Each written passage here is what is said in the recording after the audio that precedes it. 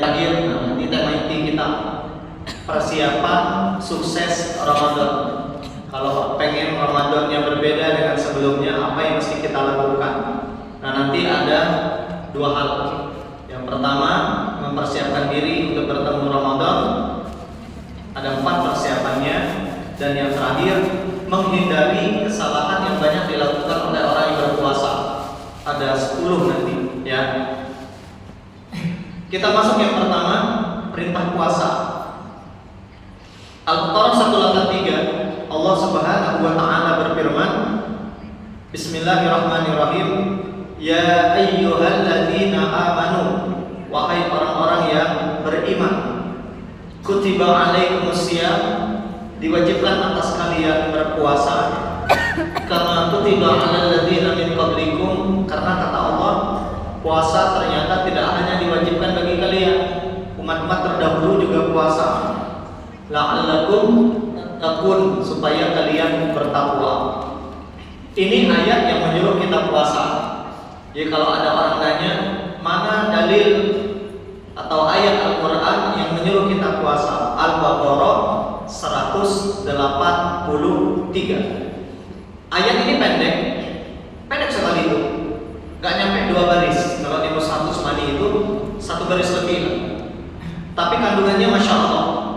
Paling tidak ada 4 kandungan ayat tadi. Nah, kandungan yang pertama, perintah puasa dimulai dengan panggilan iman. Ya ayyuhalladzina amanu. Pertanyaannya mengapa? Nanti kita jawab. Yang kedua, di ayat tadi ada keterangan puasa di bulan Ramadan hukumnya wajib. Kalau kita menyebut wajib, dikerjakan dapat pahala, ditinggalkan berdosa. Jadi siapapun di antara kita umat Islam yang nanti di Ramadan dia berpuasa, niatnya ikhlas, caranya benar, insya Allah dapat pahala. Tapi hati-hati sebaliknya. Kalau ada orang Islam mengaku Muslim tidak berpuasa, padahal tidak punya uzur untuk meninggalkan puasa, maka yang bersangkutan berarti berdosa. Ya. Yang ketiga, di ayat tadi ada keterangan ternyata puasa tidak hanya diwajibkan bagi kita. Umat-umat terdahulu juga puasa. Kita akan belajar nanti bagaimana puasa umat-umat dan nabi-nabi sebelum umat Islam. Ya, dan apa perbedaannya dengan puasa kita? Dan yang terakhir, ini yang menarik juga. Tujuan yang pertama dan yang paling utama dari puasa itu adalah la'allakum tattaqun, supaya kita bertakwa. Kita masuk yang pertama, Bu. Panggilan puasa dimulai dengan panggilan iman, atau perintah puasa dimulai dengan panggilan iman. Ya ayyuhalladzina amanu. Mengapa? Ada 2 jawabannya. Alasan yang pertama, kenapa perintah puasa dimulai dengan panggilan iman? Karena yang punya iman yang mau puasa. Berarti kalau ada orang Islam tidak berpuasa padahal dia Muslim, sudah tahu jawabannya? Apa? Enggak punya iman. Ya. Hanya yang punya iman yang mau sholat. Berarti kalau ada orang Islam datang sembahyang, enggak punya iman. Kalau ada orang haji punya iman, orang zakat punya iman. Tapi sebaliknya kalau mereka tidak mau melaksanakan perintah Allah atau sebaliknya bermaksiat kepada Allah, berarti enggak punya iman. Rasulullah bahkan menyebutkan la yazni zani hina yazni wa huwa mu'min. Orang itu kata Nabi kalau punya iman enggak mungkin berzina.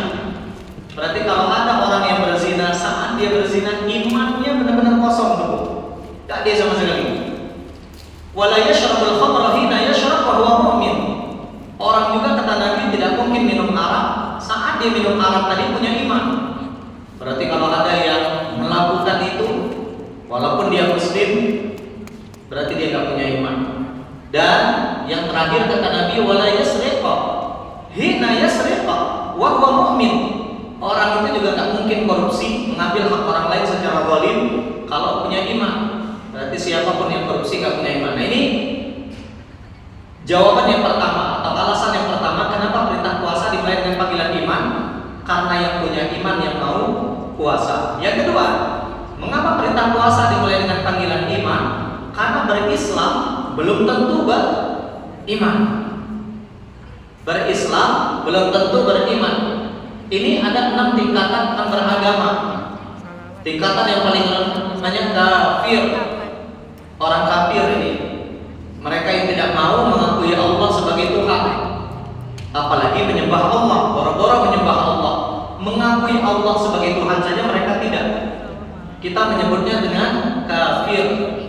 Turun satu surah khusus terkait dengan mereka di juz 30, surah Al-Kafirun. Allah panggil mereka, qul ya ayyuhal kafirun, wahai orang-orang kafir. Nah, ini ayat sekaligus menjawab pertanyaan Ustaz. Katanya tidak boleh kita panggil mereka yang berbeda agama dengan kafir, kasar. Berarti kalau tidak boleh kita ubah nama surahnya, jangan surah Al-Kafirun. Surah apa? Surah non-Muslim. Berani tidak? Tidak berani kita ya. Yang kedua munafik. Munafik ini agamanya Islam tapi benci dengan Islam. Di dalam Al-Quran lengkap detail Allah sebutkan ciri-ciri mereka. Ada ciri mereka dalam bermuamalah, dalam bersosial, bermasyarakat, berbangsa, bernegara, dalam politik, dalam beribadah. Ada gini lengkap. Saya insya Allah suatu saat akan kupas ciri-ciri orang munafik. Dan turun satu surah juga terkait dengan mereka. Namanya surah Al-Munafikun, surah orang-orang munafik. Yang ketiga fasik.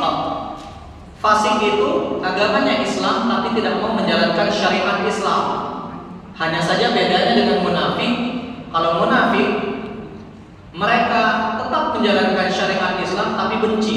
Kalau fasik nggak benci, cuma nggak mau menjalankan perintah Allah. Di atas fasik Muslim. Muslim ini perintah dijalankan, larangan ditinggal.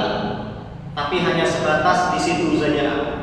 Di atas Muslim mukmin. Kalau mukmin ini hebat, Bu.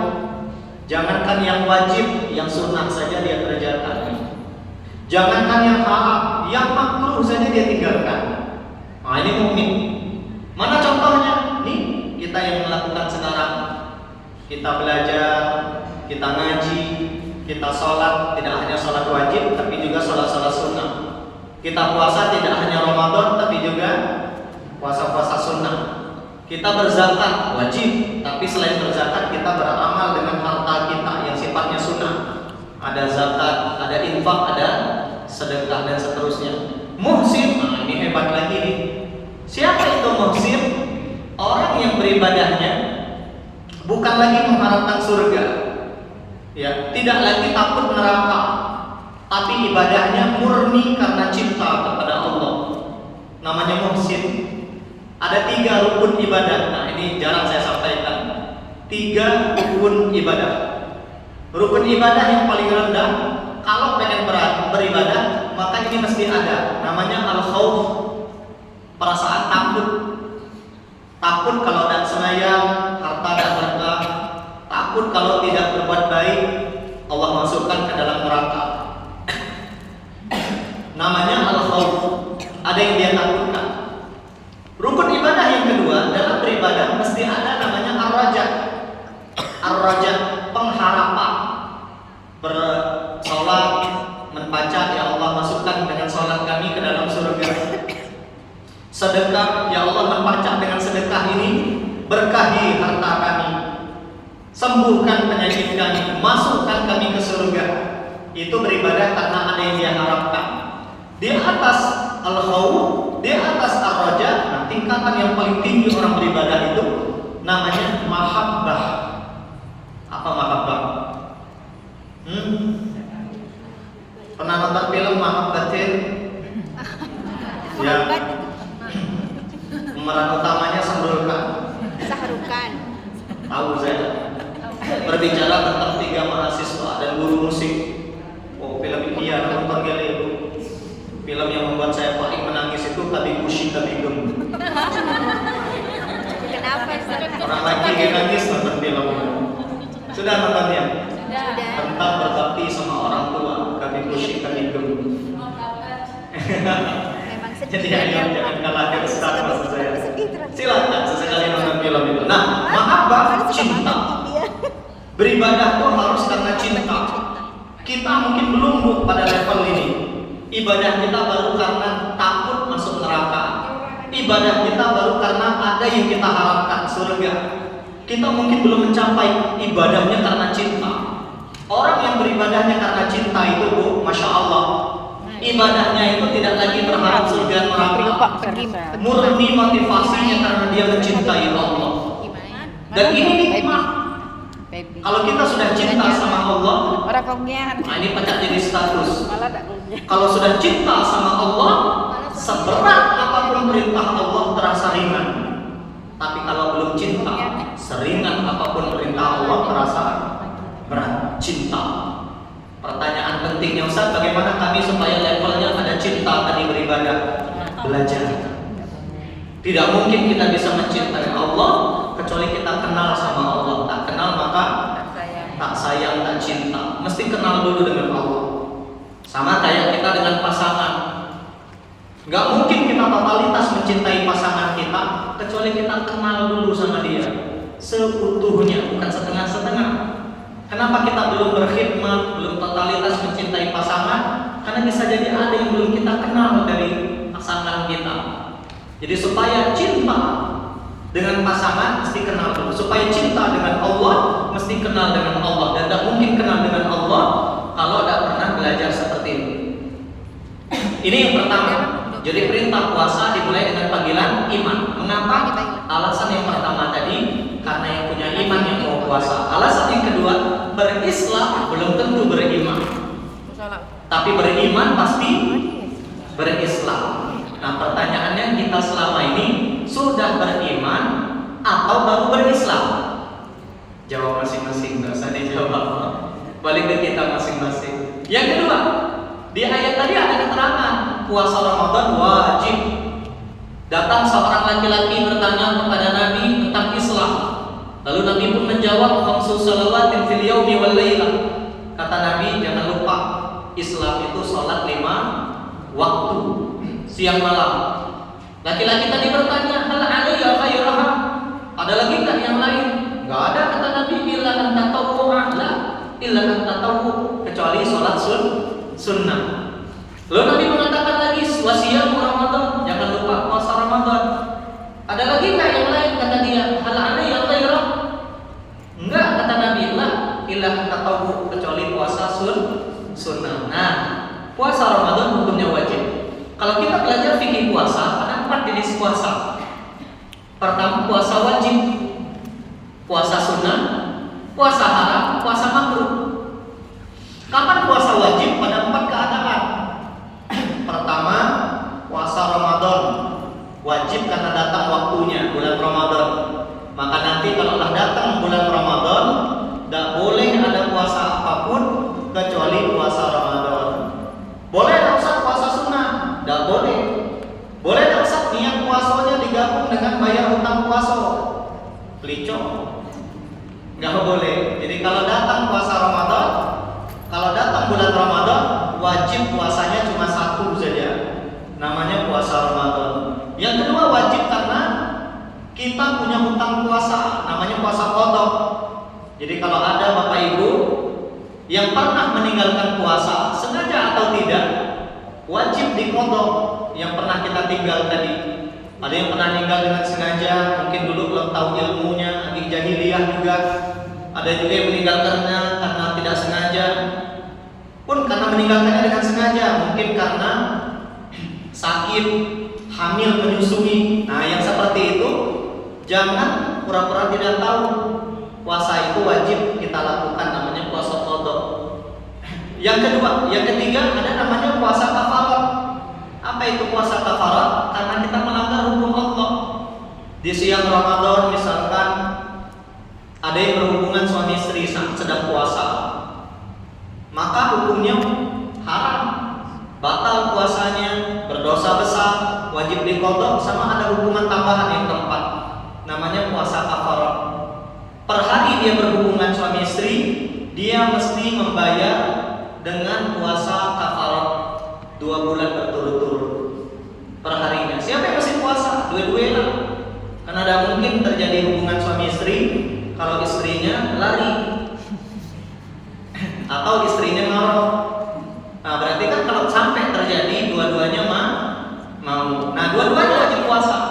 Suami wajib puasa 2 bulan berturut-turut, istri juga wajib puasa 2 bulan berturut-turut. Puasa apa namanya? Kafaroh atau puasa kafaroh. Kafaroh bahasa Arabnya. Pakai apa butuh? Puasa kepala. Jangan. Oke, yang ketiga, yang keempat ada namanya puasa nazar. Puasa nazar itu karena kita pernah bernazar. Misal, kalau seandainya penyakit saya sembuh sebelum lebaran nanti, maka saya akan puasa seminggu. Nah, itu namanya nazar. Kalau sampai diucapkan, wajib itu. Kalau anak saya lulus kuliah, kalau anak saya lulus PNS, saya akan puasa 3 hari. Itu namanya nazar. Harus diucapkan dan mesti dikaitkan dengan syarat. Kalau tidak diucapkan hanya dalam hati, bukan nazar, niat. Kalau niat nggak ada dampak hukum. Paling kita hanya dapat pahala. Puasa sunnah ada yang berulang tiap tahun. Puasa Arafah tanggal berapa ya? 9 Zulhijjah. Ketika jamaah haji wukuf di padang Arafah. Kita yang tidak berhaji dianjurkan puasa Arafah, menghapus dosa 2 tahun, 1 tahun sebelumnya dan 1 tahun setelahnya. Namanya puasa Arafah. Ada puasa Asyura. Ini setahun sekali juga, tanggal 10 Muharram. Nah, ditulis itu menghapus dosa 1 tahun 10 Muharram, 1 tahun sebelumnya saja. Ada puasa puasa 6 hari di bulan Syawal. Kalau kita puasa Ramadan diikuti 6 hari di bulan Syawal, maka kata Nabi, kana kasiyamud dahr, seperti puasa sepanjang tahun. Ada puasa yang berulang tiap bulan, Ayyamul Bid 13, 14, 15. Ada puasa yang berulang tiap pekan, Senin, Kamis. Nah, ini yang paling sering dilakukan Nabi, Senin, Kamis. Karena kata Nabi, saat hari Senin dan hari Kamis amal disetor ke Allah, dan beliau pengen saat amal tadi disetor, Nabi sedang puasa sunnah. Dan yang terakhir, ada puasa yang berulang tiap hari, namanya puasa Nabi Daud. Sehari puasa, sehari tidak, sehari puasa, sehari tidak. Ini puasa sunnah yang paling Allah cintai, namanya puasa Nabi Daud. Ya. Ada puasa yang haram, namanya puasa sunnah seorang istri tanpa izin suami. Jadi kalau ibu atau seorang istri pengen puasa sunnah, nggak boleh langsung puasa, mesti izin dulu dan sama suami. Jika punya suami. Kalau suaminya udah nikah atau nggak punya suami, ya ada mungkin izinnya lagi ya. Ayat seperti itu nggak perlu izin. Tapi kalau ibu ada suami, maka izin dulu. Syarat yang kedua, suaminya ada di rumah. Kalau ibu di Bangka, suaminya atau ibu di Sungai Liat, lakinya di Togwali sana, pulang seminggu sekali, nggak perlu izin. Nah, ini kenapa mesti izin sama suami? Siapa tahu suaminya pengen dipijit. Nah, tuh kalau ibu tengah puasa sunnah, pijit ada kuat. Nah, ini bahasa biasa. Jadi yang nggak senyum nih tanda tanya kenapa. Yang ketiga, puasa pada hari raya haram, baik Idul Fitri maupun Idul Adha. Idul Fitri tanggal berapa puasanya? Nama hari rayanya? 1 Syawal, 2 Syawal udah boleh. Jadi kalau ada yang bertanya, Ustaz, kapan kita mulai boleh puasa Syawal? Tanggal 2, lebaran kedua, bukan jadi. Yang haram itu hanya tanggal 1 saja. Saya teringat betul nenek saya dulu. Meninggal tapi sudah almarhumah. 100 tahun umurnya. Ya. Panjang umurnya. Bapaknya atau ajali kalau di kampung tuh meninggalnya 115. Ya, jadi orang zaman dulu tuh masya Allah panjang-panjang umurnya. Karena mereka memakan apa yang mereka tanam. Beda dengan kita, makannya serba instan, mie instan, ya, apapun instan dan banyak bahan-bahan kimia. Nah, nek kami itu setiap lebaran kedua kami ngumpul di mendung, ya di rumahnya. Orang sibuk lebarannya sibuk puasa Syawal nek kami. Karena memang udah nggak haram lagi. Haramnya itu 1 Syawal. Yang kedua Idul Adha, tanggal berapa? Idul Adha? 10 saja. Idul Adha itu tanggal 10 Zulhijjah. Itu nggak boleh puasa. 9-nya dianjurkan puasa Arafah tadi. 10 Zulhijjahnya justru haram hukumnya puasa. Jadi jangan sampai orang lebaran haji ibu puasa sunnah. Kan 89. Ya, atau puasa Syawal, puasa apalah pokoknya bayar hutang puasa juga nggak boleh. Yang ketiga, 3 hari tasyrik. 11, 12, 13. nah salah. 13, 14, 15. Setiap bulan, hari tasyrik 11, 12, 13 bulan Zulhijjah, hari penyembelihan kurban. Itu nggak boleh puasa. Haram hukumnya. Karena orang sedang bagi daging kurban. Puasa puasa wanita haid dan nifas itu juga haram. Mengapa haram? Karena fisik perempuan yang sedang haid itu lemah, banyak keluar darah dan itu menyebabkan fisiknya lemah. Allah haramkan mereka puasa, takutnya nanti menimbulkan mudarat. Dan yang berikutnya puasa yang mengandung mudarat. Kata dokter, Bu, jantung ibu tidak memungkinkan lagi puasa, maka Ramadan kali ini ibu tidak boleh puasa. Ibu ngotot, bukan dapat pahala. Haram hukumnya, karena bisa mengancam nyawa kita. Nah inilah luar biasanya syariat Islam. Dan yang terakhir, puasa pada hari Syak. Hari Syak itu yang sekarang itu, tanggal 30 Syakban. Takutnya nanti 29 30 Syakban, takutnya nanti Ramadan sudah masuk. Yang terakhir ada puasa makruh, dibenci. Makruh itu artinya dibenci oleh Allah, bukan dapat pahala juga. Yang ada dibenci. Puasa dahar. Apa itu puasa dahar? 365 hari sepanjang tahun puasa. Dari awal badannya gemoy sampai terkurus. Ini haram, makruh. Karena menyiksa diri, nggak boleh. Puasa wisol, nyambung dari maghrib, tidak buka. Ya subuh dia sahur, puasa sampai maghrib karena merasa kuat dia nyambung sampai isya atau bahkan mungkin sampai besoknya. Ini namanya puasa wisol, nggak boleh bagi kita. Ya hukumnya makruh. Puasa pada hari 1-2 hari menjelang Ramadan, ada yang tidak sampai mengharamkan, tapi cukup memakruhkan. Dan yang terakhir, puasa yang dikhususkan pada hari tertentu. Mentang-mentangnya lahir hari Selasa, tiap Selasanya puasa. Ini makruh hukumnya karena tidak ada dalilnya. Yang kedua, ya, apa hukum meninggalkan puasa Ramadan? Kalau ada orang Islam tidak puasa Ramadan nanti, jawabannya hukumnya tergantung motivasinya. Kenapa tidak puasa? Kalau dia tidak puasa karena malas, tapi tetap menganggap puasa Ramadan wajib, maka yang bersangkutan ya berdosa besar, fasik, diminta bertaubat, dan kalau meninggal tetap diurus jenazahnya. Tapi hati-hati, kalau ada kawan kita, tetangga kita, seperadi kita, atau kenalan kita, dia bilang puasa Ramadan tidak wajib. Sebagaimana misalkan ada orang bilang sholat 5 waktu tidak wajib, maka yang seperti ini hukumnya murtad, keluar dari agama Islam. Kalau dia meninggal, jenazahnya nggak boleh diurus, nggak boleh dimandikan, nggak boleh disolatkan, nggak boleh dikafani, dan tidak boleh dikuburkan di pemakaman umat Islam. Ya, dan tidak boleh didoakan. Maka kalau ada sekeradik kita yang datang sembahyang dan puasa, lalu menganggap sholat dan puasa tidak wajib, murtad. Kenapa? Karena puasa dan sholat rukun Islam yang pokok ini. Rukun Islam, menganggap rukun Islam tidak wajib, itu murtad hukumnya. Ya. Kemudian di ayat tadi ada keterangan umat terdahulu puasa. Bagaimana puasa umat terdahulu? Ada 4, ada 5. Nabi Adam puasa. Ketika beliau saat itu memakan buah huldi bersama dengan istrinya, lalu gara-gara itu dihukum oleh Allah keluar dari surga. Maka ini yang menarik, kata almarhum Kiai Haji Zainuddin MZ, Nabi Adam melakukan satu dosa, dikeluarkan dari surga. Kita banyak melakukan dosa, pengen masuk surga. Di sini nggak cocoknya, Bu. Nabi Adam melakukan satu dosa, dikeluarkan dari surga. Kita banyak melakukan dosa, justru pengen masuk surga. Menghadirkan ampunan Allah. Apa yang dilakukan oleh Nabi Adam?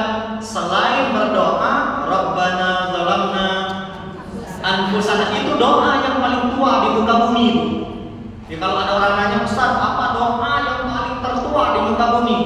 Rabbana zalamna anfusana wa illam taghfir lana wa tarhamna lanakunanna minal khasirin. Itu dipanjatkan oleh Nabi Adam sejak beliau masih hidup. Udah berapa tahun itu, Bu? Ya. Ini namanya doa Nabi Adam. Nah, beliau berpuasa menghadirkan ampunan Allah. Selain beristighfar, beliau berpuasa. Nama puasanya Ayyamul Bid.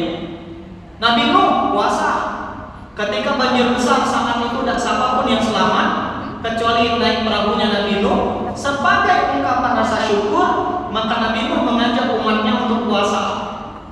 Nah, itu puasa Nabi Nuh. Nabi Daud sampai sekarang puasanya sehari puasa, sehari tidak. Ya, kalau ada di antara kita, kata Nabi, yang merasa sanggup puasa kuat, jangan puasa sepanjang tahun, tapi lakukan puasa Nabi Daud. Sehari puasa, sehari tidak, sehari puasa, sehari tidak. Siti Maryam juga puasa. Di Quran surah Maryam beliau mengatakan, "Inni nadartu lirrahmani shauma." Aku bernazar, kata Siti Maryam, untuk berpuasa kepada Allah. Bagaimana puasanya? Falam ukallimal yauma insiya. Beliau tidak ngomong, Bu. Jadi bukan hanya tidak makan, tidak minum, tidak berhubungan suami istri. Siti Maryam tidak ngomong puasanya. Kayaknya ini berat bagi kita. Gue sanggup tidak puasa tidak ngomong. Jadi kalau ngambek. Sejam aja tidak ngomong lah, pening kepala kita. Apalagi tingkah anak. Nauzubillah, lihat tingkah suami bertingkah. Mau anak meruci terus sesak. Tapi saya sering mengatakan istri yang banyak meruci itu cerdas. Ya, ibu hobi meruci. Jadi meruci. Hobi meruci ya? Iya, hobi banget. Menengok muka nih hobi meruci gini. Cerdas. Ya, yang kedua, istri yang hobi meruci itu tandanya sehat. Iya, betul. Ya, dan yang ketiga, sayang. Banget. Ya, karena istri kalau sayang sama suami, peduli sama suami, dia banyak ngomel. Nah, tapi saya sering bilang sama bapak-bapak, Pak, hati-hati kalau istri udah diem. Kalau sampai keluar kalimatnya dan sama negeri bilang, Bang, itu tandanya istri udah gak sayang lagi. Dulu pernah, Bu, ada seorang sahabat pengen ngadu sama Umar. Ya, kalau istrinya hobi ngerucik, hobi ngomel. Dan ketika dia ngadu tadi, di depan pintu rumah Umar, sebelum dia masuk, dia dengar Umar, dia pernah kena kerucik ini ya. Akhirnya katanya, Umar dia kena kerucik, dan jadilah ngadu gitu. Jadi jangan dikira kami ini tidak diomelin, tuh. Bahkan kami kadang lebih keras lagi omelannya dibandingkan itu. Terakhir, semua Nabi dan Rasul itu berpuasa, kata Rasulullah. Karena semua Nabi dan Rasul itu disuruh oleh Allah melakukan 3 hal. Pertama, menyegerakan berbuka. Yang kedua, mentakhirkan sahur. Dan yang ketiga, kata Nabi, disuruh para Nabi dan Rasul itu meletakkan tangan kanan di atas tangan kiri ketika sholat. Nah ini, apa beda puasa kita umat Islam dengan umat terdahulu? Ada 4. Pertama, puasa kita lebih sedikit bandingkan dengan puasa Nabi Daud tadi. Sehari puasa, sehari tidak, sehari puasa, sehari tidak. Berarti ya itu lebih ringan kita. Nabi Daud sebulan 15 hari, setahun itu 6 bulan. Kita setahun cuma sebulan. Ya, lebih sedikit, lebih ringan. Kenapa? Bandingkan dengan puasa Siti Maryam, tidak boleh ngomong berat, dan tidak semua orang wajib puasa di dalam Islam. Orang-orang yang tidak mampu tidak wajib puasa. Orang yang sudah tua renta, tidak sanggup lagi puasa, jangan dipaksa. Cukup bayar fidyah saja, ya, ngasih makan orang 3 kali sehari, ya. Yang kedua, perharinya itu kalau 30 hari berarti 3 kali 30, ya. Ibu hamil menyusui nggak wajib puasa. Orang yang sakit nggak wajib puasa. Musafir nggak wajib puasa. Karena musafir itu kondisinya berbeda dengan kita yang tidak safar. Kondisinya agak riuh, apalagi mudik, bawa banyak barang, bawa anak dan seterusnya. Maka tidak wajib puasa. Yang ketiga, puasa kita hanya siang. Umat terdahulu puasanya siang malam, ya. Sampai beberapa sahabat masih sempat merasakan puasa siang malam. Lalu sampai kapan mereka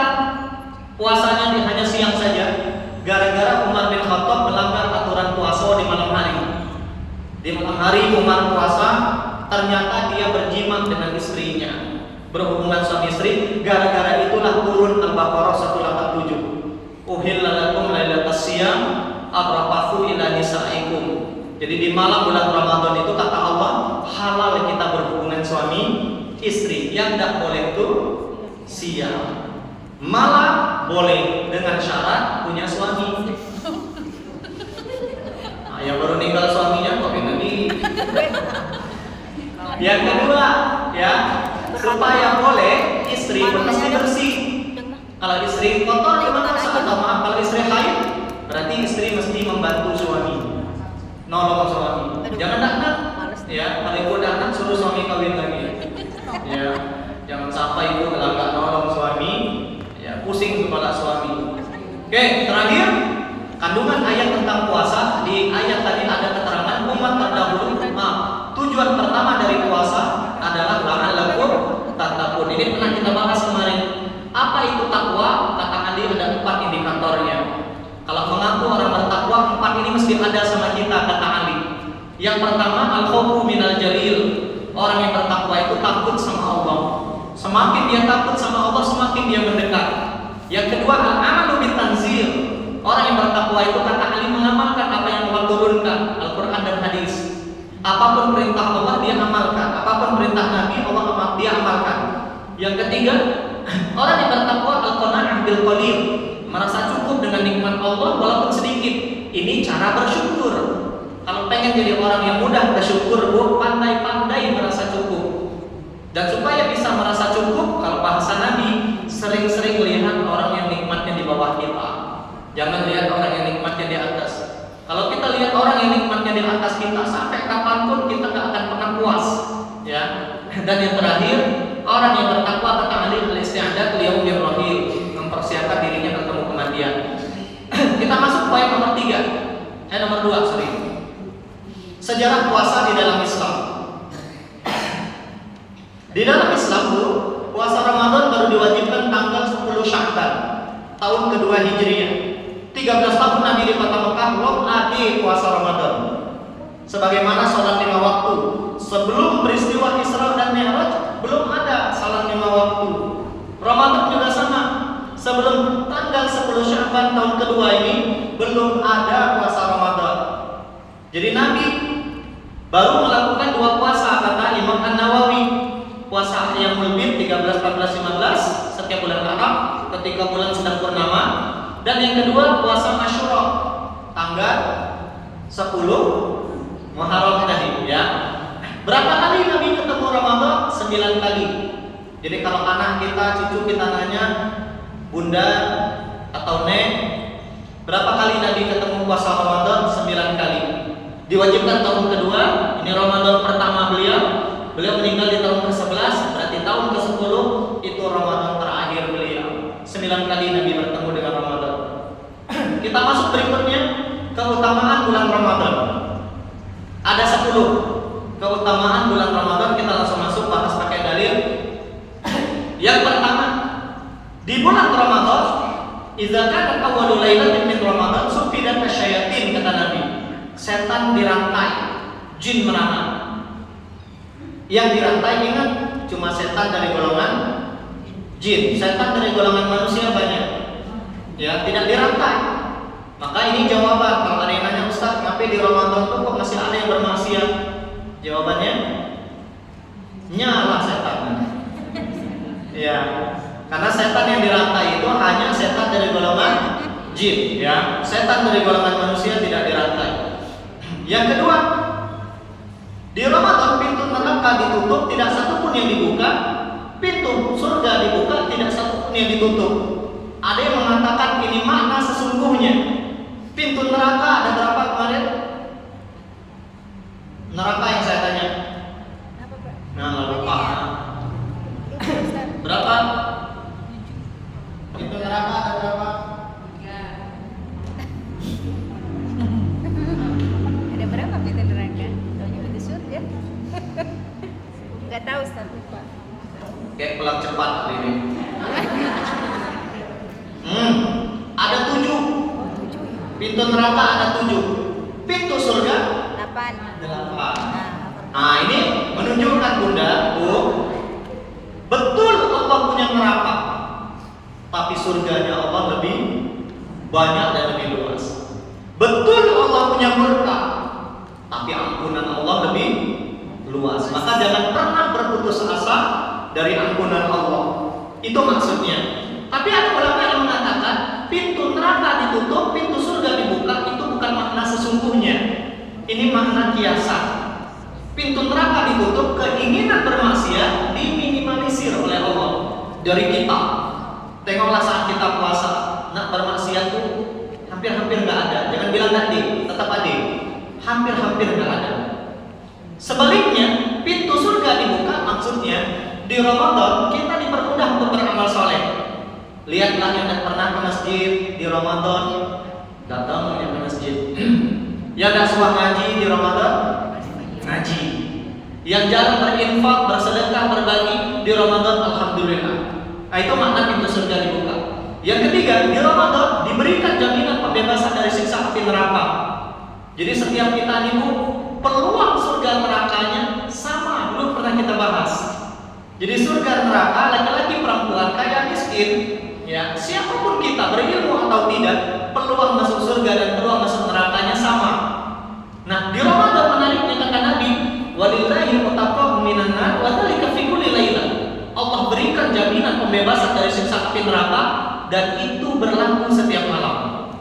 Makanya nanti sering-sering minta kepada Allah, ya Allah, selamatkan saya, suami saya, orang tua saya, anak cucu kami ya Allah dari siksa api neraka. Sering-sering mendoakan itu, jangan cuma mendoakan kita. Karena kan sering saya sampaikan juga, kita orang beriman niat menikahnya masuk surga sekeluarga. Insya Allah bisa Bu. Makanya kalau berdoa jangan lupa menyebut nama orang-orang yang kita sayangi. Karena seindah apapun surga kalau tidak ada makhluk kita lain masalah. Seindah apapun surga kalau tidak ada suami, gimana Bu? Ibu pengen tak masuk surga bareng suami? Pengen ya? Bapak-bapak pas saya tanya, Pak pengen masuk, tadi saya ngisi di Kobak, pengen tak Pak masuk surga bareng istri? Dah pesan katanya. Sampai Pak kata saya, cukup di dunia be kena luce gitu. Jangan sampai masuk surga lah luce gini, bisa salahnya hidup kami. Ya Allah. Ya, tapi suami-suami yang hobi diomelin istri itu insya Allah siksa kuburnya ringan. Kenapa? Karena malaikat manusia. Bahkan lah mau kena luce, mungkin lagi lah mau luce ini. Oke, berikutnya yang keempat, di Ramadan pahala Allah lipat gandakan. Di riwayat yang lain Nabi mengatakan, barang siapa mengerjakan amalan sunnah seperti mengerjakan amalan wajib. Barang siapa mengerjakan amalan wajib, maka pahala wajibnya dilipat gandakan sabaqina fardhu, 70 kali lipat. Di luar Ramadan per huruf kita ngaji berarti 10 kebaikan. Alif lam mim berapa huruf? Alif lam mim 3 huruf. Kali 10 30. Di luar Ramadan. Di Ramadan Allah lipat gandakan berkali-kali lipat tergantung kualitas bacaan kita. Makanya semangatlah belajar surat Yusuf. Semakin bagus bacaan kita, semakin ikhlas kita membaca, insya Allah semakin besar pahala dilipat gandakannya, ya. Kemudian di Ramadan orang sering menyebutnya 10 pertama rahmat, kasih sayang Allah. 10 kedua maghfirah, ampunan. 10 terakhir ikun minan nar, jaminan pembebasan dari siksa api neraka. 10 pertama masjid ramai, pasar sepi. Di Pangkal Pinang beberapa masjid tadi saya tengok mulai pasang tenda karena masjid bakal ramai, pasar sepi. 10 kedua seimbang, 10 terakhir nih yang kita miris. Masjid sepi, pasar kulit yang ramai. Ya, rayu orang. Yang keenam, di Ramadan dosa-dosa diampunkan tanpa perlu kita minta ampun. Dosa diampunkan tanpa perlu kita minta ampun. Ya, mengapa? Karena kita banyak mengerjakan amal soleh. Dengan kita banyak melakukan amal soleh, Bu, percayalah, otomatis dosa kita diampunkan. Kayak sekarang nih, kita duduk di masjid ini kurang lebih 1,5 jam dari jam 4 tadi. setengah 5 kelak, berapa banyak dosa kita diampunkan? Kadang kan. Iya, tanpa perlu kita minta ampun. Semakin jauh rumah ibu dari rumah datang ke sini, wah semakin besar pahalanya. Siapa yang paling jauh? Saya. Makanya kita. Oke. Yang berikutnya, di Ramadan doa dikabulkan. Sanatur la turaddu da'watuhum. 3 golongan kata Nabi, nggak mungkin Allah tolak doa mereka. Al-Imamul Adil, pertama pemimpin yang adil. Tidak mesti kepala daerah, tidak mesti presiden. Suami kalau dia adil dalam jalankan rumah tangganya, mustajab. Istri saat suami tidak dia pemimpin, mustajab doanya. Yang kedua, as-shaim hina yuftir. Orang yang puasa ketika buka puasa, itu mustajab ibu. Jangan ngaben ibu dan berdoa. Maka nanti saat berbuka jangan cuma baca doa wajib. Allahumma laka sumtu, atau yang siko apa? Apa siko? Allahumma barik lana lima razaqtana. Bukan, itu doa buka. Doa buka yang saya tanya nih. Zahabat dhamaku wa batallatil uruqu wa thabatal ujur. Zahabat dhamaku, telah hilang haus dahaga. Wa batallatil uruqu, telah basah tenggorokan. Wa thabatal ujur, pahala telah Allah tetapkan. Nah, setelah baca doa wajib, jangan langsung berbuka, minta sama Allah. Yang sakit minta sehat, yang belum berangkat haji umroh minta dipanggil, terserah duitnya minta sama Allah. Ya Allah, kayak saya dulu pengen berangkat haji 2024 itu. Saya pengen berangkat haji ya Allah sebelum umur saya 40 tahun, itu target saya. Duit terserah, yang saya tahu Engkau Maha Kaya. Dan benar Allah panggil. Kadang kita nih Bu sebenarnya ya lupa kalau Allah kita, Tuhan kita Maha. Kita tidak serius minta baik. Pengen nggak haji? Pengen, minta sama Allah. Duitnya jangan ditanya, Allah Maha Kaya. Pengen umroh, minta sama Allah. Pengen sehat, minta sama Allah.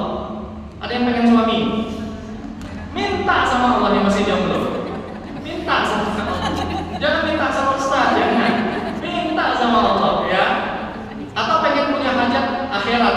Ya Allah, masukkan kami sekeluarga besar. Ya Allah, jadikan anak cucu kami soleh, salehah. Mungkin jawaban selama ini kenapa anak kita lebih bantah kita, karena kita tidak suah mendoakan mereka. Ramadan nanti kesempatan untuk mendoakan itu. Kita lupa yang mengendalikan hati suami siapa?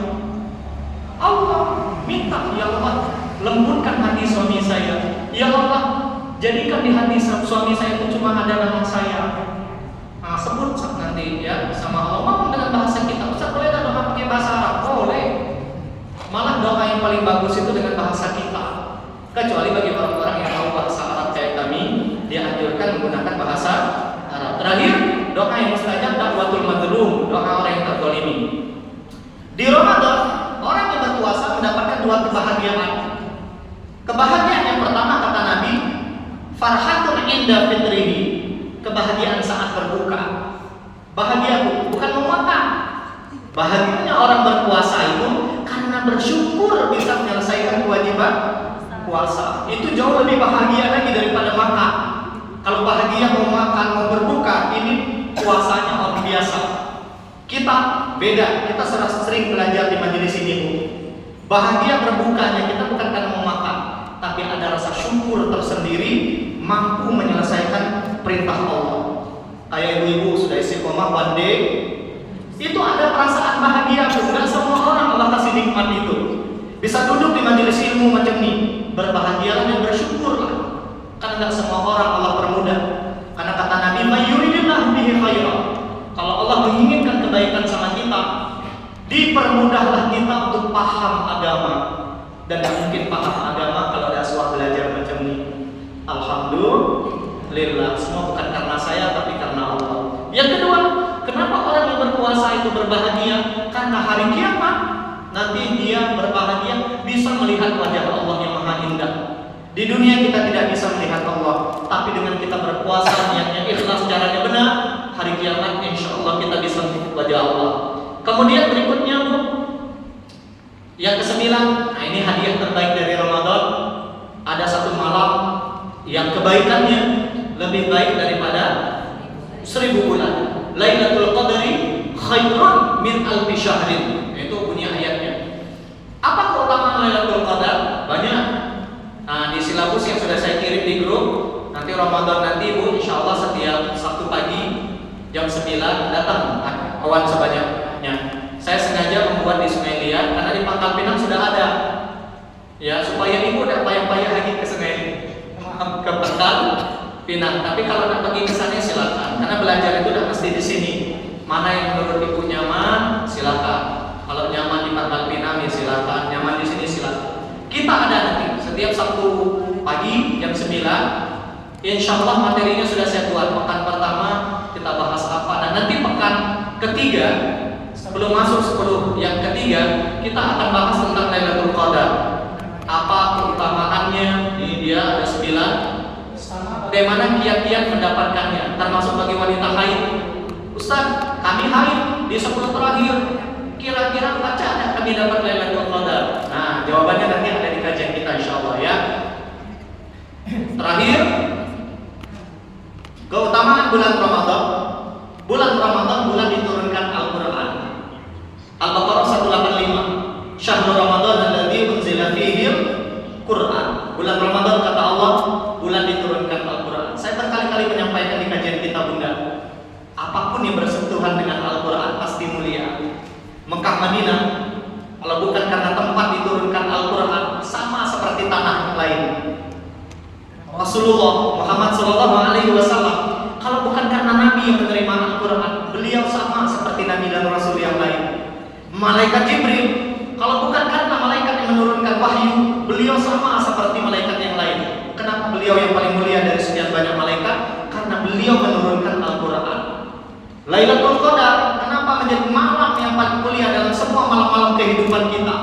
Karena dia malam diturunkan Al-Quran. Ramadan, kenapa menjadi bulan suci?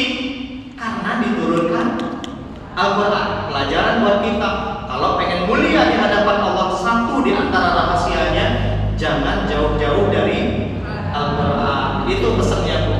Makanya saya juga tidak bosan-bosan mengajak ibu yang belum gabung di Dewan Jus, ayo gabung. Ya, ngomong sama Mbak Tri, Mbak Lia, Mbak Mala nanti, ya kami mau gabung gitu. Walaupun belum sanggup Dewan Jus, boleh one ayat pun tidak masalah. Sehari seayat. Seberapa sanggupnya kita? Wajib nggak kalau tidak nyampe sejus dihukum nggak Mbak Tri? Tidak kan?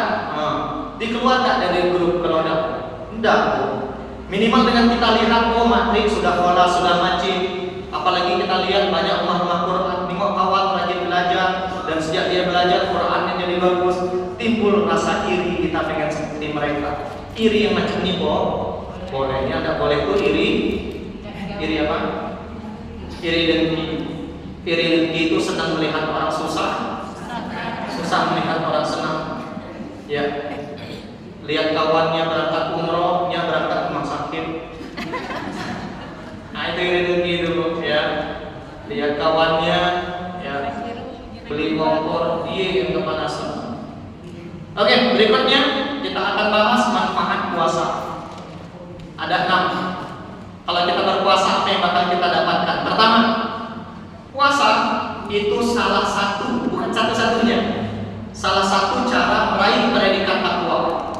Banyak cara supaya kita bertakwa, tidak mesti lewat puasa. Sholat bisa, belajar seperti ini bisa.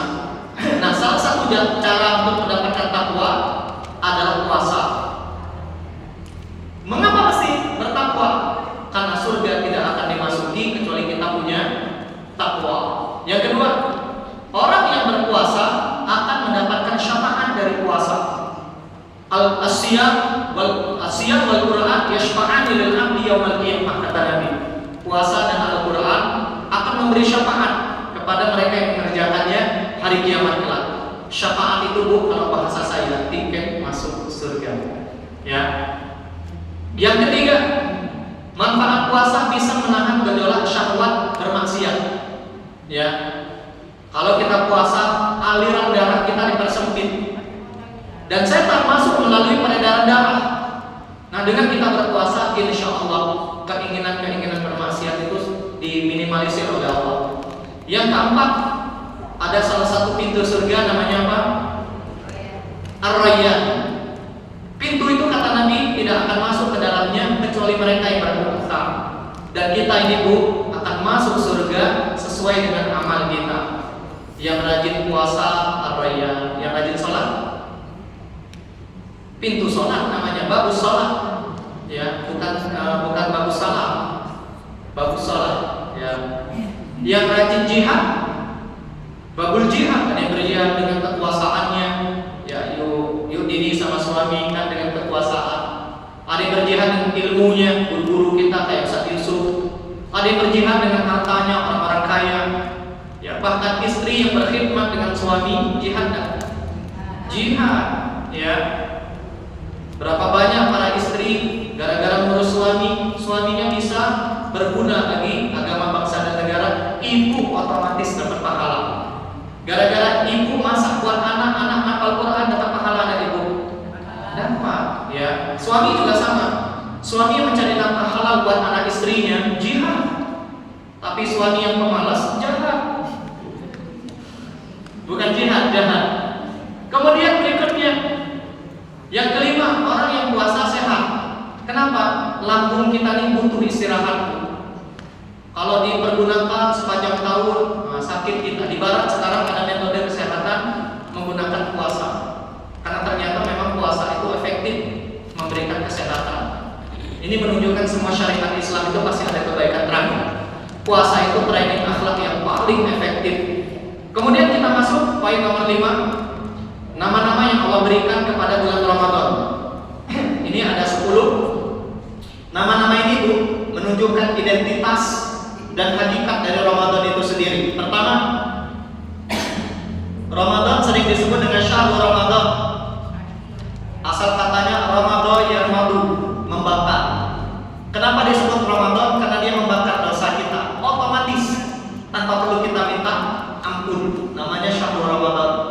Yang kedua, syahrul siyam, bulan berpuasa. Karena memang kalau datang Ramadan tidak boleh kita tidak berpuasa dan tidak boleh ada puasa apapun kecuali puasa Ramadan.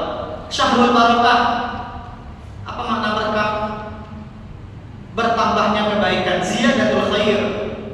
Karena di Ramadan itu kebaikan kita meningkat, Bu. Meningkat apa turun?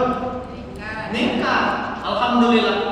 Biasanya kita one day one juice. Di Ramadan kita kejar target bukan lagi one day one juice. Berkali-kali kita khatam, itu target kita. Bila perlu one day one khatam. Makanya bertambah kebaikan. Di Ramadan kita ya mungkin sholatnya selama ini sebelum Ramadan jarang tepat waktu. Di Ramadan alhamdulillah tarawih dan seterusnya. Rumah tangga juga sama. Rumah tangga disebut berkah, apa cirinya? Setelah dia menikah kebaikannya bertambah. Tapi setelah menikah justru semakin jauh dari Allah, itu tidak berkah. Harta yang berkah, harta yang mendekatkan kita ke Allah. Tapi setelah banyak harta justru semakin jauh dari Allah, itu nggak berkah namanya. Ya. Syahrul dakwah, karena di Ramadan banyak aktivitas dakwah mulai meningkat. Ya. Acara televisi yang biasanya lagu-lagu dangdut ya berubah jadi acara religi. Kemudian MC yang biasanya kencok tiba-tiba berubah jadi ustaz, bukan jadi lagi. Jadi ustaz tuh berjumpa. Oh, tahu kan artis-artis yang bencong, nggak usah nyebut nama, nggak tahu wilayah kita. Yang sering jadi MC itu. Syahrul Quran. Karena di Ramadan salah satu amaliyah yang harus kita lakukan supaya Ramadan kita lebih bermakna Al-Quran. Ya. Syahrul Jihad, karena banyak kemenangan umat Islam terjadi di Ramadan. Perang Badar itu terjadi di Ramadan. 300 lebih umat Islam melawan 1000 lebih di Ramadan. Pembebasan kota Mekah 20 Ramadan. Islam masuk Spanyol dibawa oleh Abdurrahman An-Nasir. 2 kali Ramadan juga kejadiannya. Syahrul ibadah, karena di Ramadan kita banyak beribadah. Syahrul infak, bulan berbagi, karena di Ramadan dianjurkan banyak berbagi. Termasuk kalau ibu sedang haid, Ustaz, kami sedang haid, Aca tidak dapat pahala puasa, kasih makan orang yang puasa, ibu tetap dapat pahala puasa, tapi wajib diqodho. Iya, semakin banyak yang ibu kasih, semakin banyak pahala puasanya. Apalagi kalau yang ibu kasih itu orang-orang yang rajin ke masjid, ya ustaz-ustaz kita, para penghafal Quran, pahalanya seperti pahala puasa mereka. Ya benar kata Nabi, la tusahib illa mu'minah. Jangan berteman kecuali bersama dengan orang beriman. Wala yakul ta'amaka illa taqi, dan enggak boleh ada yang makanan kita kecuali pastiin dia orang bertakwa supaya makanan kita berkah. Syahrul tarbiyah. Apa makna tarbiyah? Pendidikan. Karena di Ramadan kita dididik dalam segala hal. Dididik jadi orang yang baik, dididik jadi orang yang peka. Dengan kita lapar, dengan kita haus, kata Imam Ibnu Taimiyah, mudah-mudahan kita sadar kalau ada orang-orang yang di antara kita mungkin jarang makan enak. Nah, kita dilatih kepekaan. Terakhir, syahrul taubah wal maghfirah, bulan bertaubat dan bulan ampunan. Kita masuk sesi yang terakhir. Bagaimana kiat supaya Ramadan kita sukses? Ada dua. Pertama, mesti punya persiapan dengan persiapan yang maksimal. Jangan masuk Ramadan tanpa persiapan. Orang yang masuk Ramadan tanpa persiapan persis seperti orang yang mau tanding dan suka latihan. Persis seperti orang mau ujian dan belajar, gak akan sukses. Saya teringat waktu saya di Mesir, kami ujiannya pertengahan. Kalau tidak Desember, Juni. Saya kalau ujian di Desember, kapan mulai mempersiapkannya? Mulai belajarnya dari September, Oktober, November, Desember. 4 bulan sebelum ujian saya sudah belajar. Makanya alhamdulillah di Mesir nilai saya bagus. Lebih bagus saya Ustaz Dede. Ya, Ustaz Dede nilainya di atas saya. Cuma pulang ke Bangka, nasib dia lebih bagus. Beliau pernah nyalon, pernah jadi anggota DPR. Saya cuma guru ngaji saja. Tapi nggak apa-apa. Kalau kuliah semua kita pasti ada jalan dan bakatnya masing-masing. Harus punya persiapannya. Nanti apa persiapannya kita bahas. Yang kedua, kalau pengen sukses Ramadannya, minimalisir. Bahkan bila perlu hindari kesalahan yang banyak terjadi dalam berpuasa. Kita masuk yang pertama, persiapan menyambut Ramadan. Kalau pengen Ramadannya sukses, minimal ada 4 persiapan yang harus kita persiapkan. I'dadul qalbi, mempersiapkan hati. Itulah kita menyebutnya tarhib. Itulah kenapa kita menyebutnya marhaban. Marhaban sama tarhib itu artinya hati yang lapang. Hati kalau sudah siap menyambut Ramadan, mudah dan ikhlas beribadah. Tapi hati yang tidak siap menyambut Ramadan, berat dan terpaksa beribadah. Apa persiapan hati? Bertaubat dari dosa dan maksiat. Maka menjelang Ramadan ini perbanyak istighfar. Ya. Yang kedua, minta maaf dan memberi maaf. Jadi maaf bermaafan yang dianjurkan itu justru bukan satu Syawal, bukan saat Lebaran. Yang sering dianjurkan itu sebelum Ramadan. Masuk Ramadan tidak ada dendam yang kita bawa.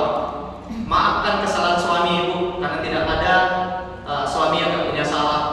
Kita mesti paham suami kita bukan nabi, pasti punya salah. Sebagaimana istri bukan bidadari, pasti punya salah.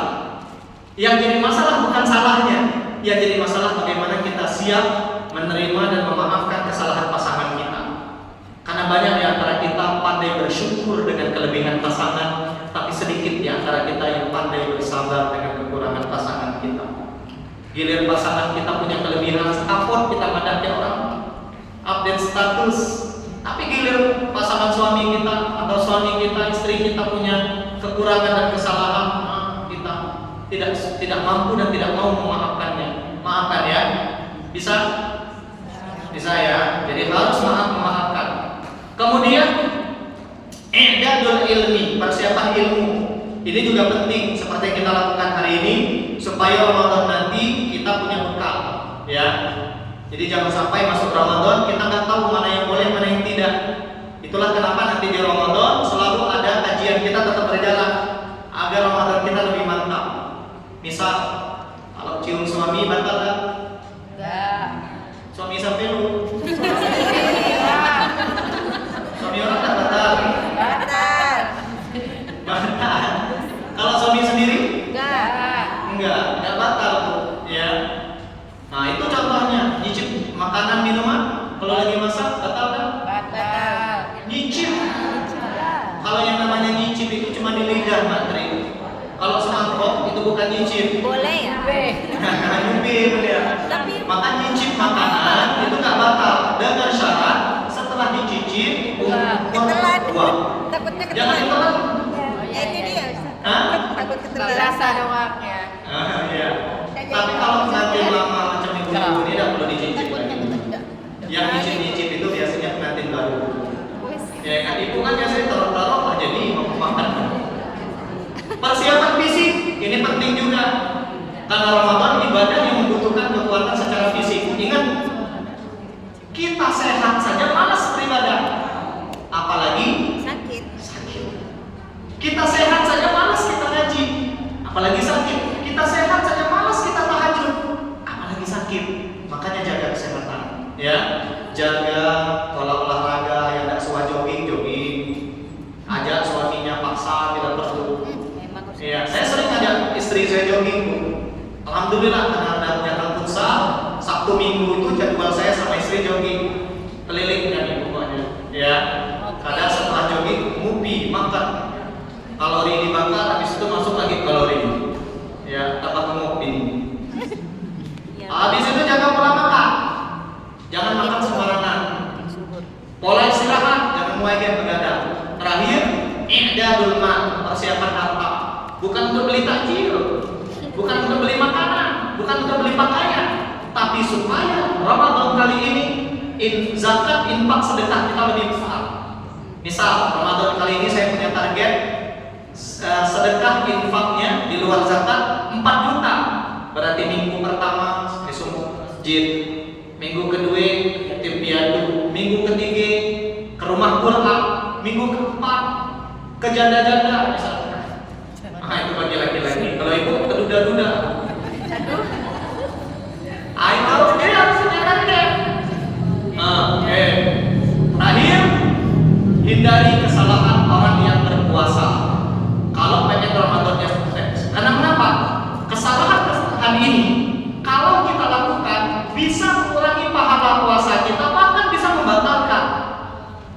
Nah, supaya pahala puasa kita terjaga, hindari 10 kesalahan orang yang berpuasa. Kesalahan yang pertama, banyak di antara kita puasa tanpa ilmu. Dan lihatlah ini kebanyakan orang awam, mereka puasa modal semangat, tapi tidak ada ilmu tentang puasa. Disuruh belajar dan tawa. Yang seperti ini, resiko ditolak oleh Allah itu besar.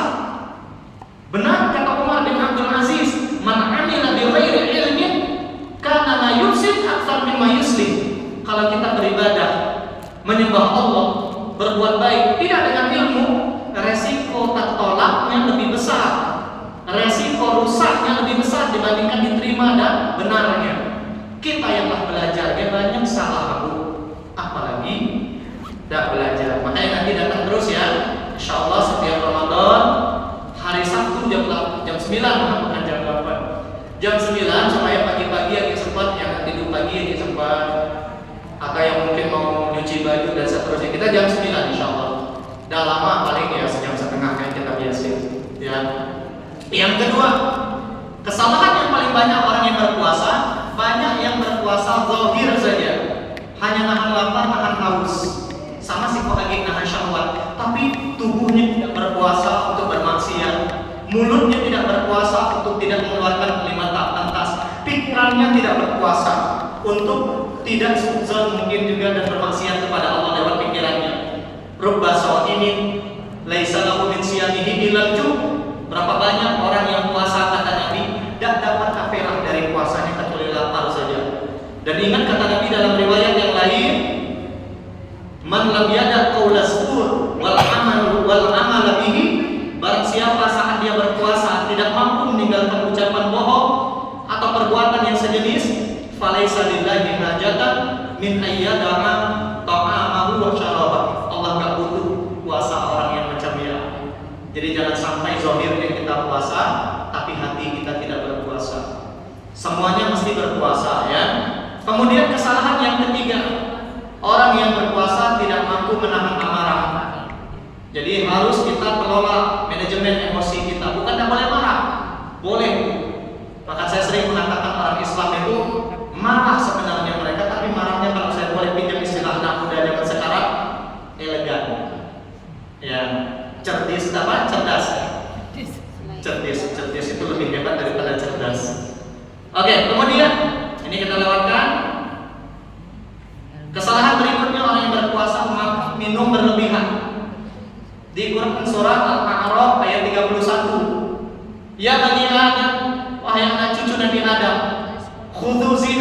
inda kulli masjid.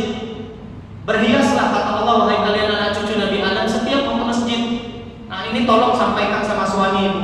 Tiap mau ke masjid berhias. Pakai pakaian yang bagus. Berapa banyak para suami sholat berjamaah baju berunyak pada dia punya istri. Berapa banyak para suami ke masjid bajunya serumel. Ya, padahal dia mau ketemu Allah, ketemu manusia saja kita berhias, pesta, bertemu manusia, semua kita berkecap. Kenapa bertemu sama Allah kok kita ala kadarnya? Ya, berapa banyak para suami bajunya tidak nyambung, atas hijau, bawah pink. Pening kepala kita nengoknya. Atasnya kotak-kotak, bawahnya bulat-bulat. Makanya saya setiap kali mengajar, setiap kali mau ke masjid, saya selalu nanya istri, baju ini mana yang cocok, celananya mana yang cocok, pecinya. Dia yang milihnya. Tiap kali, Bu. Karena saya tak bisa menilai diri saya. Menurut kami lah bagus, tapi kata dia nggak cocok bang. Ini peci ini nggak cocok. Karena saya kolektor peci, Bu. Banyak peci saya. Ini bajunya kayak gini nggak cocok nih kalau celananya kayak gini. Dia ngajarin saya, dan dia yang menilai. Ya, itulah fungsi istri, Bu. Melengkapi kekurangan suami. Kemudian berikutnya, wa kulu washrabu wa la tusrifu. Silakan makan minum, tapi jangan berlebihan kata Allah. Karena segala sesuatu kalau berlebihan itu nggak bagus. Nabi mengajarkan kita rumus makan itu lambung dibagi 3. Bukan perut. Lambung. Lambung besar apa kecil?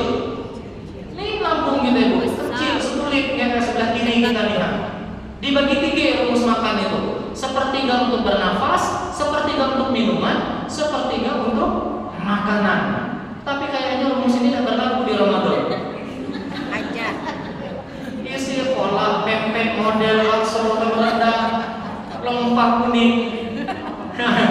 Itu baru makanan yang berat, belum makanan yang ringannya. Ayo bagi 3 lambungnya. Kenapa kita tak boleh kekenyangan? Kata Luqmanul Hakim, "Idza tala'atil ma'idah." Kalau lambung kita sudah penuh dengan makanan, namatul fikrah. Otak buntu berpikir.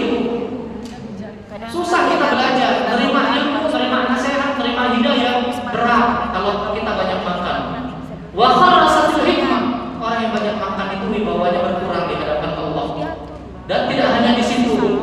Wa qa'adatil a'da 'anil ibadah. Tubuh malas beribadah kalau banyak makan.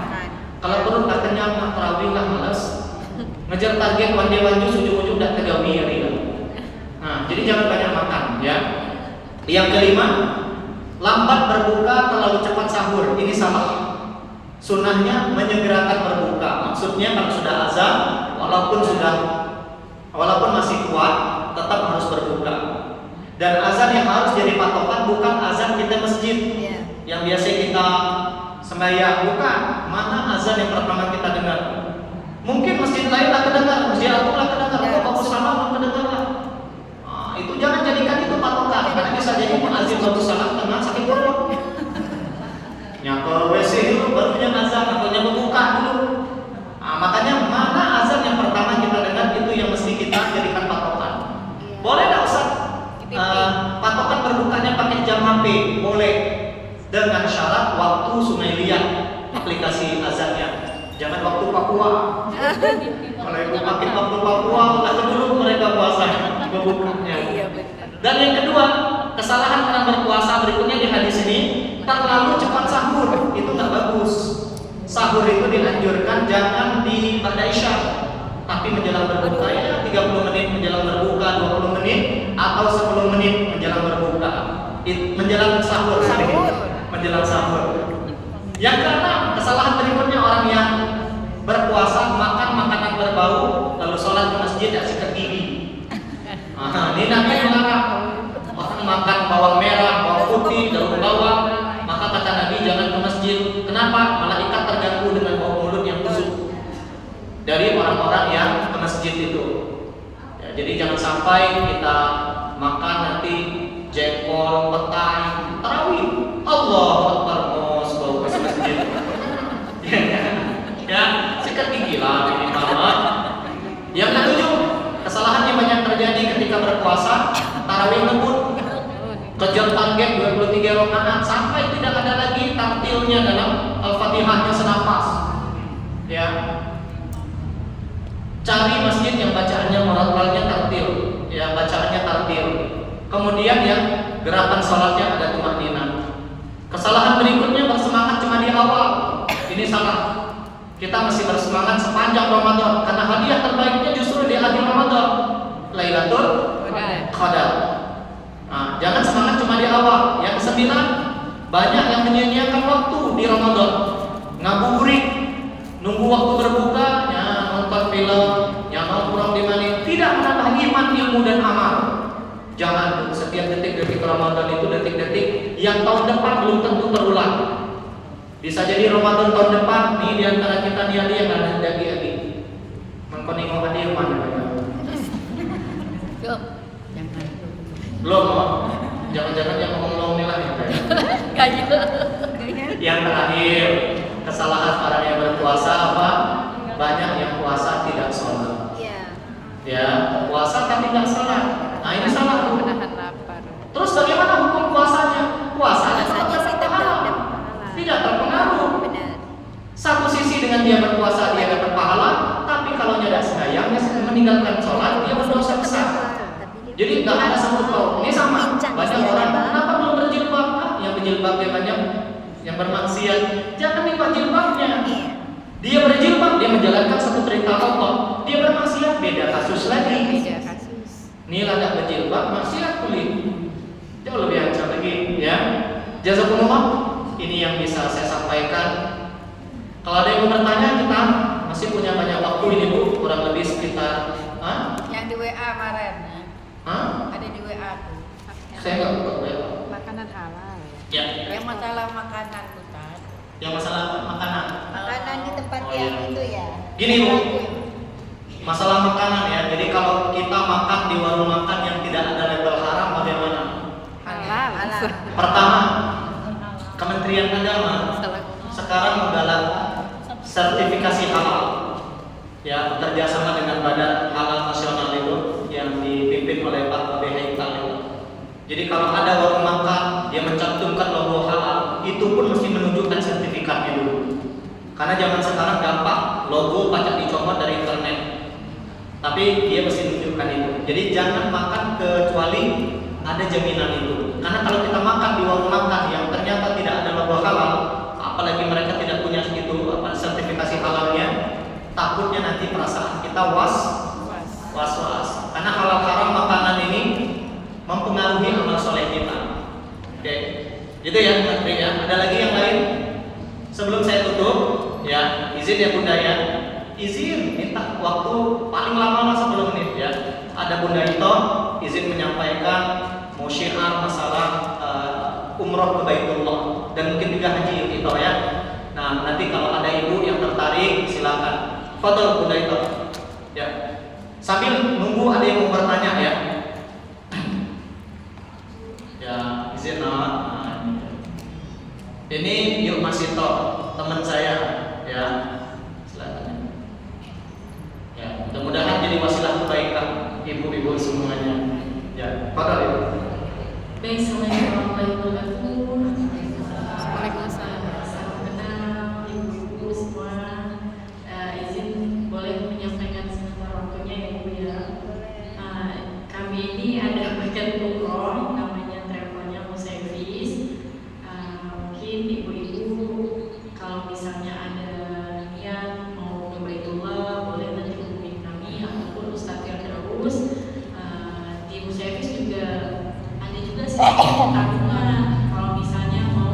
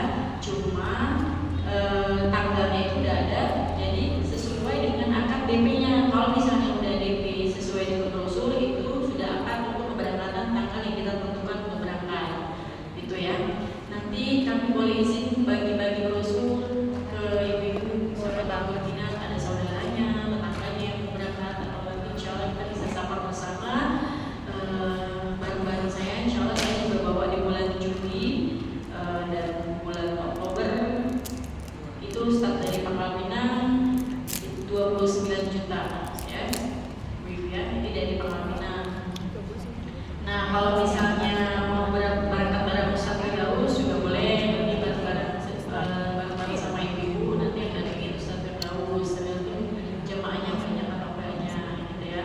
Nah, nanti di brosur ada nomor telepon saya yang akan dibagikan sama Kakak Pipi, dan ada nomor telepon Ustaz Firdaus juga. Insyaallah kalau misalnya berminat, jangan malu-malu, kami juga menunggu pencapaian ibu-ibu yang mau berangkat ke Baitullah. Semoga rezekinya diberkahi ya, dijadi oleh Allah. Mungkin ada juga ada alumni kita juga di sini, Kak Ica. Kak Ica juga pernah berangkat bersama Musa Hafiz. Waktu itu Kak Ica pakai kayu umroh ya Kak Ica ya. Kayu umroh cuma 25 juta. Dan banyak juga promo-promo di kami ketika Saudi lagi diskon itu bisa di harga 2,5. Kadang-kadang kan Saudi harganya Saudi mereka launching tiket murah, jadi harga paket juga lebih murah jadinya ya. Insyaallah boleh di save aja nomor saya ibu-ibu agar selalu lihat status ketika ada flash sale yang diskon ya ibu ya, izin ya. Ini udah saya. Baik, terima kasih ya ibu-ibu waktunya ya. Ya, makasih ya. Yang saya berangkat 2025 yang saya tawari Bu, ada yang umroh kelas Mesir. Nah, ini dia Bu saya Bu. Jadi insya Allah sudah terbukti ya, paketnya terjangkau. Ingat tadi apa rumusnya? Minta dulu sama Allah. Dan jangan cuma minta, harus mulai nabung. Ya, padahal suami berhenti ngerokok. Ya, duit rokok diganti umroh saja. Mulai nyicil, mulai nabung. Terkadang Allah tuh sebenarnya tidak melihat berapa jumlah tabungan kita, tapi Allah melihat layak dan pantas dan kita dipanggil. Makanya penting sekali kita berniat supaya dipanggil ke Baitullah. Ngomong sama Allah, ya Allah, saya duitnya nggak tahu dari mana, yang saya tahu Engkau Maha Kaya. Permudah saya ke Baitullah. Boleh lewat travel Musa Hafiz, boleh lewat travel manapun. Ya, bahkan saya sering mengatakan siapapun pokoknya jalan kita ke Baitullah, ya mesti diniatkan dulu pokoknya. Ingat kemarin ada 3 panggilan Allah. Panggilan yang pertama, panggilan salat. 5 kali sehari kita dipanggil. Hayya 'alas shalah, hayya 'alal falah. Masih bisa nggak kita tolak? Masih, ya. Panggilan yang kedua, iya. Yang kedua, panggilan haji umroh. Itu panggilan. Allah hanya akan panggil mereka yang layak dan pantas saja, bukan mereka yang kaya. Banyak yang kaya sampai sekarang boro-boro daftar berniat hero. Tapi kalau kita sudah berniat, mudah-mudahan Allah pantaskan. Nah, panggilan yang ketiga ini dapat lagi kita tolak, panggilan kematian. Ya, jazakumullah. Mudah-mudahan jadi wasilah kebaikan. Silakan dipelajari saja. Nanti kalau ada yang belum jelas, tanya Bunda Ito boleh, tanya saya juga boleh. Yang jelas lewat siapapun, mudah-mudahan Allah mudahkan kita ke Baitullah. Ada yang mau nanya? Kalau tidak ada nanti boleh WA saya juga nggak apa-apa. Karena waktu tidak memungkinkan. Semoga kita semua sehat walafiat, rezeki berkah, utangnya lunas, yang belum berangkat haji umroh dipanggil ke Baitullah. Dan mudah-mudahan Ramadan kali ini Ramadan terbaik dalam hidup kita. Mudah-mudahan Allah masukkan kita ke surga bersama dengan orang-orang yang kita sayangi. Kita tutup dengan doa kafaratul majelis. Subhanakallahumma wa bihamdika asyhadu an la ilaha illa anta astaghfiruka wa atubu ilaik. Kebenaran datangnya dari Allah. Ambil yang benar saja dari yang saya sampaikan, yang tidak benar jangan diambil. Ibu lihat wallpaper laptop saya apa? Ka'bah. Karena saya selalu berdoa tiap kali saya buka laptop, panggil lagi ya Allah saya ke sana. Karena kerinduan itu sangat